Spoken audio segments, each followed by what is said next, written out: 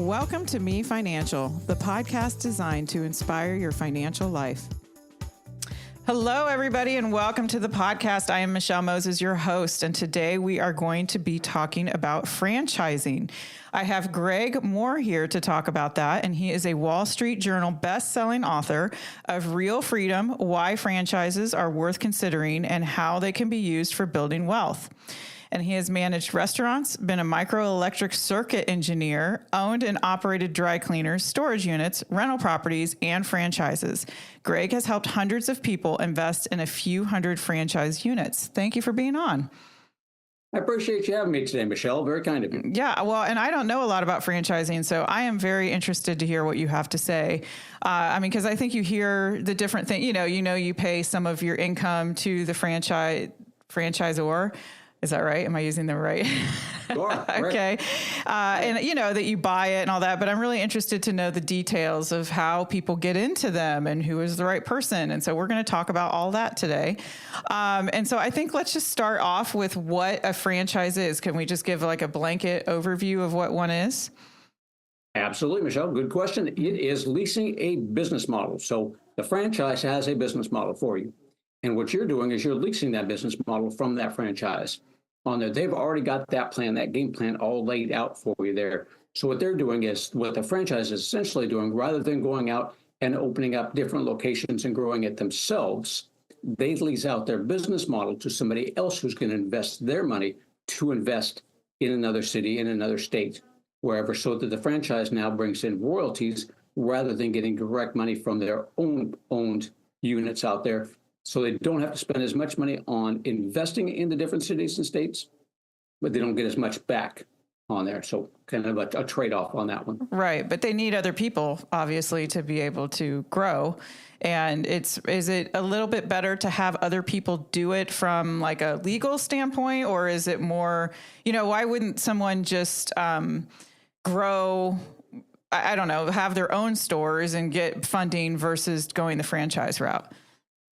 Yeah, you can go either way. Great question on that, Michelle. You can go either way. If the reason that you would do it that way is that you don't necessarily want to invest your money to do it. So that's more linear growth. If you're investing your money into different locations, that's a linear growth because you have to come up with that money first, then spend that money, hire the people to do it, have the operations. And then manage all those people. Yeah. Managing.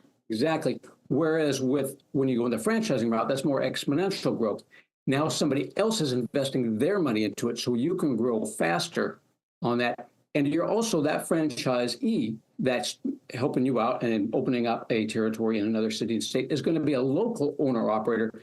So it gives the community a better feeling of having a local owner operator or local owner that's in that area running that, as opposed to a corporate location on that. So that's a great point. And then if they become the franchisor, I would imagine they spend more of their time doing marketing and, helping the business on how to get the word out there.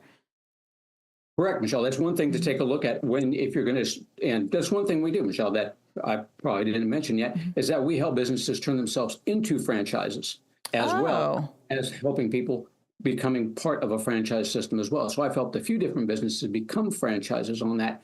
So your role then as a business owner, it will change, as you indicated, Michelle, there, that you will now be working different than what you were doing before on that, is you'll be helping your franchisees grow and helping them market and get your name out throughout the United States or throughout the world, however you want to grow. So your role as a business owner changes as a franchisor versus when you're operating it just yourself as the operations manager. Right. So I was going to talk about people buying a franchise, but let's go off if you own a business. Let's go down that route a little bit. So if you own a business and you're wanting to grow, but you don't want to go out and get the funding and open up all of these things, then you would explore becoming a franchise. And so, correct. Okay. And so they would come to somebody like you, and then you guys evaluate the business to see, or how long would that take? I mean, if they come to you, does it take years to get set up to be able to be franchised, or? Just a few months, about 3 months. Really? What it takes on there. So what you're looking is that you come in, and I've got a team of people that's going to evaluate that business. So what we're really looking for will be really good is if your net is somewhere in the vicinity of 100,000 or more. because the people that I bring to you as a franchise consultant are really going to be want to make some pretty decent money on that. Now, not all franchises make, net more than 100,000, but that's a good starting point for you. If you have more than one location for your business, that's even a stronger point, because then you've proven that you can duplicate your model somewhere else. The more the merrier if you've got on that, but you don't have to. You just come to us. We look over the business, we evaluate it, and we're going to be looking for things like, is this the type of business that no matter what city or state you're in, everybody needs, which is a good start. It doesn't mean it has to be like that, because there's franchises that do, boat rentals and that sort of thing. So obviously, in the middle of the desert in Arizona, it's not going to do so good. Right. But there's going to be enough cities into where you can grow your business, where it's feasible, economically feasible for you to do. And my team will put together that basically your directions on how to operate that business, your franchise disclosure documents on that, all the necessary paperwork, policies, and procedures manuals for you to get that done, get all the legal work done. So amazingly enough, it can take about 3 months. Wow, that's quick. I thought that it would be much longer than that. But is it like a big team that's working on this then and getting all of the different parts in place? Yeah, you got a big team on that, and you're going to be investing about give or take around $50,000 to get it all done. Okay, that was my next question. Yeah, they're going to have the team that's going to do it. You're going to have the attorney on there. You're going to have the people that are putting together your documents. So you got your legal team on that, and you've got your team that's putting together your policies and procedures manuals. So you got all of them typing up all that. And it's back and forth. And it's 3 months. Is if you're going to stay on top of it and you really want to get it done, then they'll meet with you on a regular basis and you get it done that quick. Okay. Yeah, that's quick. And it's not as much as I thought. $50,000, I think, is doable for a lot of business owners. Wow. Okay. And so then once they become available to be sold, then they kind of go into your network and you guys pair them with people that are looking to become a franchisee. That is one way to do it, Michelle. Okay. There are many different ways to do it. You can do it. There are. Yeah. Quite true. You can go out and do it yourself on that. So that would be the next step of the process that you would be thinking about as a business owner, is how am I going to bring in new candidates? You could just simply, and probably the best way to start is friends, family, clients that you've had before that know your business, that have come in there that might want to invest and build a unit somewhere. That's a good way to start. You can go out and just advertise yourself, just like I do, just like us consultants do. We advertise for franchises all the time. I see them like in little newspapers or the local newspapers. Yeah. Exactly right. And you can do that. If you really want to go real quicker, then you get a hold of some of the consultant organizations like the one I belong to, which is IFPG, the International Franchise Professionals Group. And there's about 5 or 6 different ones out there. It's not a large cost. I don't know how much it is actually to get into it, but just a couple $1,000s for some of them to get into.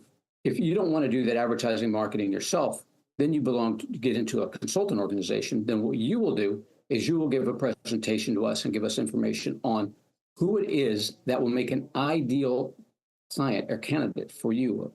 And you tell us, the exact what you're looking for. What's their net worth going to be? What's their background going to look like? You can allow them to run a semi-absentee. Do you want it to run a full-time? So you'll give us all this information. And then you just sit back and know what we do is we go out and we vet all those different people. So that's what I do when my clients come in to me. I already know who the franchisors are looking for in a great franchisee, in a successful franchisee, so that I filter out my clients to find out what they want, what they're looking for in a great franchise. And as that new business owner, that new franchise says, these are the type of people I want. When Michelle comes to me and says, this is my list of what I want, then I can say, Michelle, this right over here, this new one's come up. Great people, emerging franchise. I think you should talk to them, get some more information, and just see how you feel about it. So do you have a list of how big is your list at one time of people that you're pairing? Is it 20? Is it 100? Is it huge? No, it's not huge. I try not to work with a whole lot of people on that, just to keep it manageable. About 50 people, candidates at a time that I work with. Give or take, and then I have about 500 franchises. Okay. Well, that was my question. How many franchises? Okay, so that's a lot. About 500. Okay, so there's a lot, and so then you're interviewing candidates and then kind of matching them with what would be good. Right. So the 500 franchises, I know them all generally fairly well, but there's a few in each industry that I know real well. on that. So I know the ones that I feel good about, that I've met the people in person. Quite often I'll have gone out to their site, to their home offices, and got to know them in person and taken tours of their areas. Again, what I am is all about educating people about franchising. I don't try and convince people it's the greatest thing since sliced bread, because for some people it is not. And we will get to that point. Right. Yeah. So let's switch back over to somebody that wants to get into franchising or into be a franchisee. They want to buy and purchase a business. So what would be a reasonable amount of money that they need to get into this? Or is a lot of it that they would just get a loan and they have to have a good credit score? Great question on that, Michelle. So as your franchisor, the new one that's coming in, they can either be a brick and mortar franchise or they can be a service industry franchise. Those are the two basic different types of franchises that are out there. So what you and I see on a regular basis is when we're driving around, we see the brick and mortar franchises. So we see, McDonald's, Taco Bell, Meineke, Mako, Supercuts, Great Clips, that sort of thing. Those ones, when you're looking at an investment level for those, since it's brick and mortar, it's going to be a little bit more. So most of those brick and mortar franchises, the franchisors and the banks are going to be looking for around, $500,000 net worth, maybe $300,000 on the low end net worth, and then probably around $50,000 to $100,000 cash on those. So those are going to be on the high end of the investment side. Okay. For total investment on those. If you're looking at the service industry, that's where you don't need this much money, because now you're doing something where your clients don't necessarily know you exist until they need you. So the franchise drives people to you when that need arises. But now those people are not driving by and seeing you. You've got a small office. You're working from home and going out and investing with your clients. So you're looking at $150,000 investment, give or take. You'd probably go with an SBA express loan, I would say. And then you're putting down about $20,000 down. If you've got about $200,000 net worth and about $20,000 cash or so, and a decent credit score, 650, 700 or better. Okay, so that one's doable for a lot of people. And okay, so what are the service franchisees? Like, what kind of businesses are those? So service franchises are ones that are like home improvement type franchises. You can start from the top. Oh, like the blinds and okay, budget blinds, concrete craft. The neighborly group has Mr. Appliance, Mr. Rooter. The grounds guys, Authority Brands has Mr. Sparky, Benjamin Franklin Plumbing. But you also get into your senior care franchises, your tutoring franchises. Oh, I didn't think about that. Right. So those are small office or work from home, because you're going out and visiting with your clients. Again, very low investment, 150 express loan, 20,000 cash, you're good to go. Okay. So I would imagine that part of it that you're going to pair people with is their money, but then also time that they want to spend on their business, correct? So some of them are full-time and some are maybe part-time because you're hiring employees, I would assume. Correct, Michelle. Well, what you're doing instead of just hiring employees on that is you're actually, if you want to do a part-time, what we call semi-absentee, which is about 10 to 15 hours a week, you're hiring a manager. And then you let your manager do all that work. So you meet with your manager then, a couple times a week, 10 to 15 hours. You manage the manager, you manage the profit and loss statements. And there's many different franchises in many different industries where you can do semi-absentee, and there's just the same amount where they require you to do it full-time. You just tell me what you want. I bring you back those that meet your criteria. Okay. And so it's semi-absentee, because to me, I think with the business, you don't care nearly as much as what your employees do. And so it does work that way, I guess, because you're meeting with the manager that often. You'll be meeting with the manager and going by the store, or if it's a service industry, you'll go by and you'll check on them every once in a while. How many hours you put in, it really depends on your management skill and style. But yeah, you let your manager handle all that. That's their worry. That's their concern. You just make certain you have a good manager. And generally speaking, that franchisor is going to help you find that manager. And quite a few of them also help you find the employees, especially, say, the senior care industry, where you have to vet out only the best senior care people, because they're dealing with people, mom and dad in their homes. Yeah. So and that's really what you're looking for in a franchise, is somebody that's going to help you with all that step-by-step procedure. Okay. And I want to get to that, but before I do, so if someone wanted to, a lot of these people that are buying franchises, have they wanted to start their own business and instead they do the franchise route, or how does that work? Or they think this would be easier because all of it is ready, it's like ready-made, like in a box, like here you go, you're ready to go. So great question. Basically, you got your privately owned business or your franchise. Which route should you take on that one? If you buy your own business, that is yours to do with whatever you want. You can grow it into any territory you want to. You can do whatever you want with it. You put all the money in, you get all the money out. But it takes a long time. You're an island out there. That's it. So what you're looking for in a franchise is you're looking for a franchise to get you to where you want to be 2 to 3 years quicker than if you were to do it yourself. Okay. You've got a team of people that are helping you grow. Already have that proven business model out. You've already got the team, the mentorship. Not only is that franchisor going to help you out, but as you go through that investigation process, you'll be talking with franchisees who are currently running that business. So you're going to be making a whole team of people, of friends. Everybody grows. Almost every franchise, not all of them, but almost every franchise has a protected territory that no other franchisee goes in. So you're never competing with the other franchisees. Everybody's working as a team to grow it. You don't want to have to reinvent the wheel or anything like that. You just want to step into a proven model and you just want to grow with that model. That's why you get into a franchise. Okay. And then are you finding that people have different personalities for this? Like there's certain personalities that want to start a business from the ground up, and then there's others that are like, no, forget it. You know, I'm good with taking off 2 years. Yeah, quite a bit, Michelle, on that. Basically, when I'm looking at, I would say probably my younger entrepreneurs that are real go-getters that just want to look into franchising to see if it's an option. Sometimes those are, they've got enough energy to go out there and they don't mind doing it themselves as long as they have the money for it to do that. My older entrepreneurs that come to me, where they've done it before, they're like, I've done that before. Yeah. I don't want to do that again. Makes sense. They're like, I've already done that. I'm good.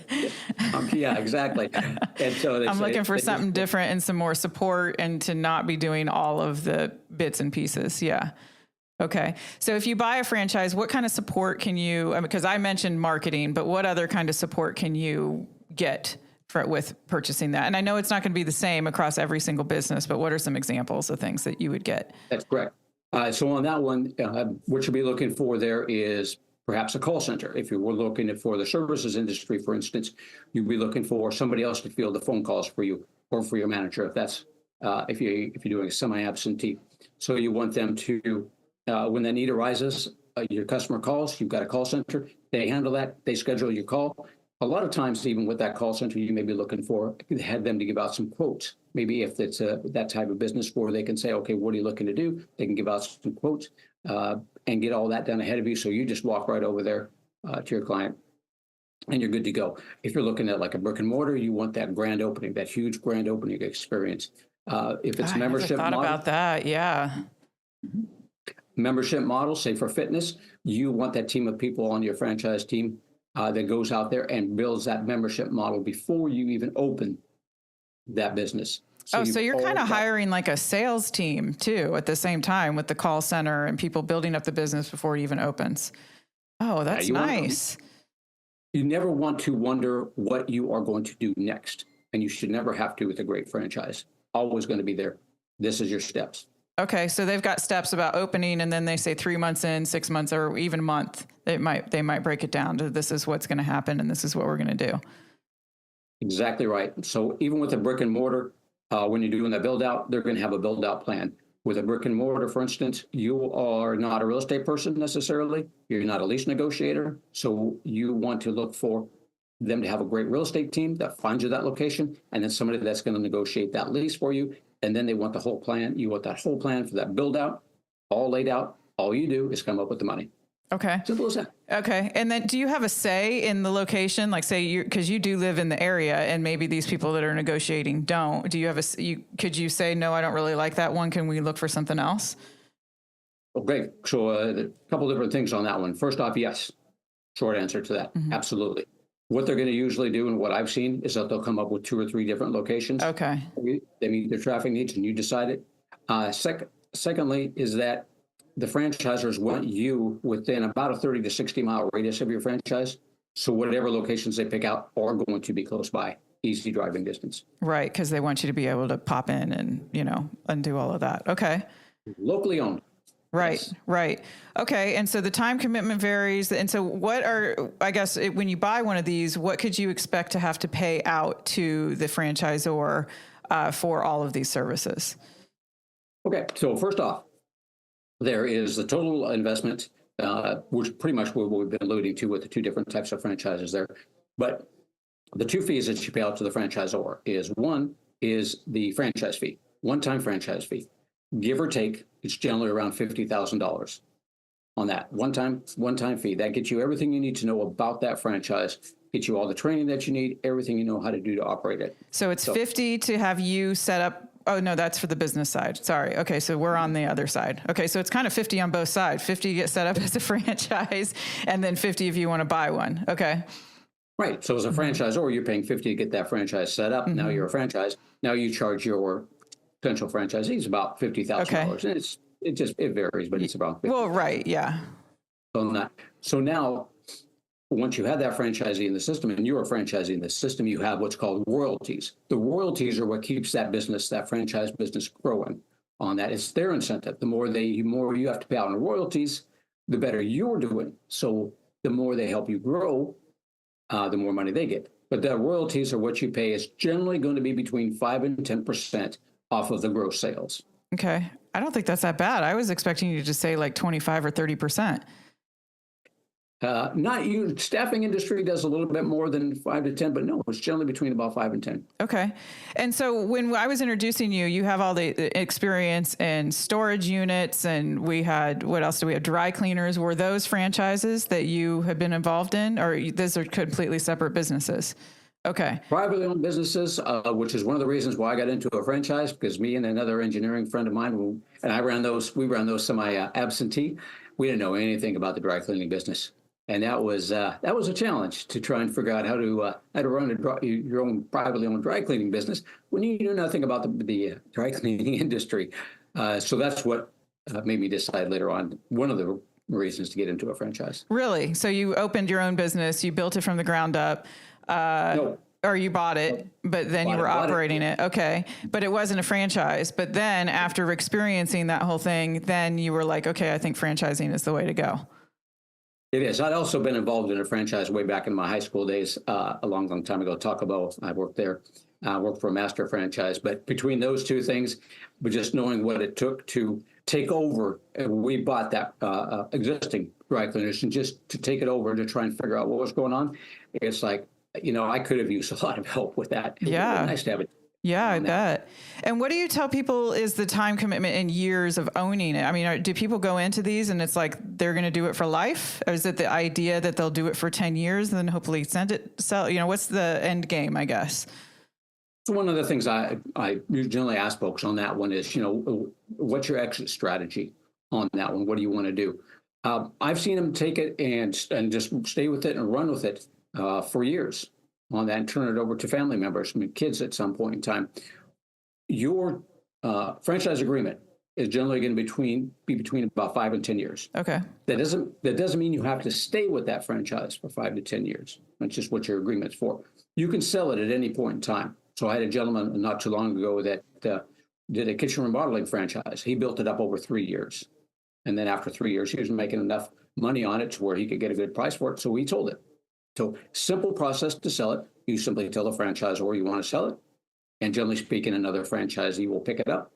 If they don't, then the franchisor tells us consultants that there's one for sale, and franchise resale go pretty quick. Because it's already established and you have books and, they've got a lot of things to look at. Okay. Wow, this is way more accessible than I ever thought that it would be. I just thought that there was hundreds of thousands of dollars of investment to purchase, I don't know, a McDonald's or something, and to be able to get into that, and that it was kind of out of the realm of possibility for even business owners to do. But so let's go the two routes too. So if you're a business owner and you want to become a franchise, do they call you in both instances, or how? Yes. And then you can direct them into the different ways. Right. So I'll stay with them and I'll help them out. They want to get into a franchise themselves, or whether they want to become a franchise, I'm always there with them every step of the way. I've got, a couple different groups of people that will turn them into a franchise, so we can compare and contrast the two of them, see which one works out best. If you are somebody who wants an entrepreneur or an aspiring entrepreneur who wants a franchise, we'll do the same thing. We'll look at a few different franchises, compare and contrast, get you educated on that, and then I'm with you every step of the way as we do this. And I don't charge anything for my services. the franchisors pay me a referral fee if you decide to invest in the franchise that I introduce you to. Okay. Oh, well, that's nice too. So that they can like kick the tires and see what they want to do. And then if it's a match, then you make money. Okay. Exactly right. So I better come up with a good match or I'm not eating next week. Right. I'm sure you are, but True. Well, this was just way enlightening for me. Honestly, I had no idea that the barrier to entry was it's just so much lower than what I thought, and on both sides, and the support that you would get. And it's funny doing this show. I talk to so many different people that there's all these ideas that I'm like, oh, I like that. Oh, I like that, and that's how I'm feeling about this too, is I feel like this is, there's just so many possibilities of what you can do. There are. It's amazing. I can usually find a franchise for anybody that's interested in finding a franchise. But again, I'm not pushing it. We'll get you education. A lot of people just decide at this point in time, it's just not for them for whatever reason. They don't want to spend the time, or they're not quite ready to write the check. That's fine. At least you're educated. At least you know. I've had people come back to me 3 years later and get into a franchise since they talked to me because it just wasn't the right time. Right. And that happens. Yeah. And is there a certain ideal client that you have that you think is a good fit? I mean, I know we've talked about credit score but is it just, I don't know, just time and credit score, money and desire, those three things? One thing. Okay. One thing that is ideal. You got to be coachable. Okay. Because you're going to be coached because somebody's already come up with a plan for you. So if you can follow that plan, if you can be coachable, they're going to have that mentor for you. They're going to have people helping you out. You're good to go. Anything else, it can be trained. It can be taught. We can find something for you. A lot of people who are really good, I would say, really good franchisees will be the people that are in corporate world that are managers. So they've run teams of people. So they've already run a business within a business before. So stepping into a franchise role, whatever industry you want to get into, even if you don't know anything about it, it's no different from what you're doing. That's a great point. Yeah, that's a great point, that if you worked in the corporate world as a manager, that being able to step into this and manage people but you'd be able to own your own business. Yeah. Exactly. Okay. Well, I love this. Greg, I'm so glad that we connected. I'm glad that I had you on. Am I missing anything that you feel strongly about mentioning to people about franchising? One last thing. Okay. How do I fund the franchise? Where do I get my money from? So we have people that fund franchises all the time. Oh, really? Yes. Funding a franchise is absolutely simple on that. The franchise has got a proven track record. So the people that are funding people I work with, they're good to go. Proven track record, no problem. They just look at you. What's your credit background? You got a good credit background? Doesn't matter if you know anything about the industry. Doesn't matter what experience you have. No matter, because they know that franchise is going to be vetting you out, because that's why they have that proven track record of success, is they pick out the best candidates. So as long as you got 680, 700 credit score, and you meet the qualifying requirements for net worth and cash for the franchise, nothing to it. So it's easy. Okay. Yeah, you can also do a rollover, a 401k or an IRA rollover, and use your own retirement money for that. That's a whole other story. Oh, really? Okay, so any money, even if it's not cash outside, because that's the problem, I think, is people just have retirement savings. But if they have retirement savings, then they can use it. Wonderful. That's what I did with mine. I use my 401k from a previous employer, because you have to roll it over in self-directed plan. But if you're interested in learning more about that, just give me a call. I'll tell you how I did it. Okay. And you said earlier, right, that a franchisee could expect to make at least $100,000 a year. That's like your base minimum? I would never say anything like that. Okay. So that's what a lot of people want to know is, how much can I make? Right. So that is one thing that is ruled by the Federal Trade Commission quite a bit. So when franchises first started coming out a while ago, there are some nefarious people, unfortunately, out there that said, if you invest in this franchise, you will make this amount of money. Okay. And it didn't always happen, unfortunately, with some of them. Of course. Federal Trade Commission, naturally. So the Federal Trade Commission steps in and says, unless you gather that information yourself, you cannot give that information to others. So I cannot tell you how much you can make. Most of the franchises out there really want you to make a good living on that. And they really try hard to get you into the six-figure income route. But not all franchises do on that. I've got a pretty good idea of what you'll be hearing when you talk with certain franchises, so I kind of steer people towards, what they're looking for and what they want, but I cannot. Okay. Unfortunately. Do you guys do like a pro forma? Like if you have this many customers, then this is what you'll make. Obviously some forecasting. Okay. So at least they're not going in completely blind. Franchisor will do that. I won't do that. Mm-hmm. So I don't touch what they call that, the earnings claim. Okay. And I don't touch the earnings claim on that. But before you invest any money at all, you're going to have a really good idea, as you said, Michelle, with the pro forma, and the franchisor is going to walk you through that as well. And then you're going to talk to other franchisees, and I'll have a list of questions for you for franchisees and franchisors, so you don't miss a beat on that one. And one of the questions I'll have for you is, when you talk to those franchisees, is how much did you make? How long did it take you to get there? And what do you got to do to get it? And you got to be good with that. If you're not, move on. Right. Get another Find one. another one. Mm-hmm. Okay. Well, I think this sounds wonderful. I am really glad that I've said this before, but I'm glad I had you on. I have learned a lot. I hope listeners, I hope that you've learned a lot and maybe have realized that the barrier to entry to these is so much lower. Greg, thank you so much for being on. And you guys, I'll have Greg's information in the show notes, and I'll tag him on LinkedIn and all those kinds of things. If you do want to contact him, feel free to reach out to him or let me know, and then I will connect you guys. So thank you so much for being on, Greg. Thank you for having me, Michelle. It's an honor. Mm-hmm. Thanks for listening, you guys.